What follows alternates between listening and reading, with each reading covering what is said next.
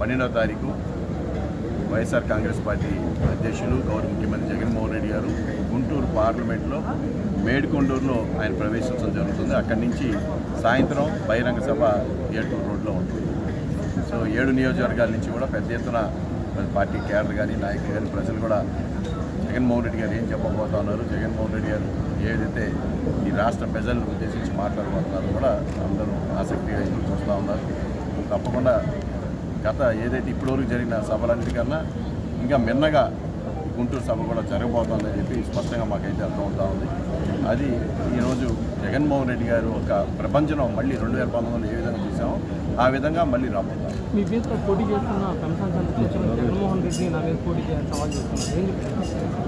అతను రాజకీయాలకు ఎప్పుడు వచ్చాడు, ఏం మాట్లాడతాం?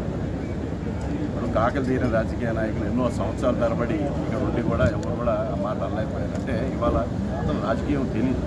ఇవాళ ఏది మాట్లాడాలి, ఏది ఒక అనుభవికుడు మాట్లాడాల్సిన మాట. సో ఇతను ఏదో అమెరికా నుంచి వచ్చాడు, నాకు డబ్బులు ఉన్నాయి కాబట్టి ఏదైనా మాట్లాడాలంటే అది చెల్లుబాటు కాదు. ప్రజలు దీన్ని పూర్తిగా గమనిస్తారు. అతని ఒక మానసిక ఇది ప్రజలు బాగా గమనిస్తారు. Please subscribe .news.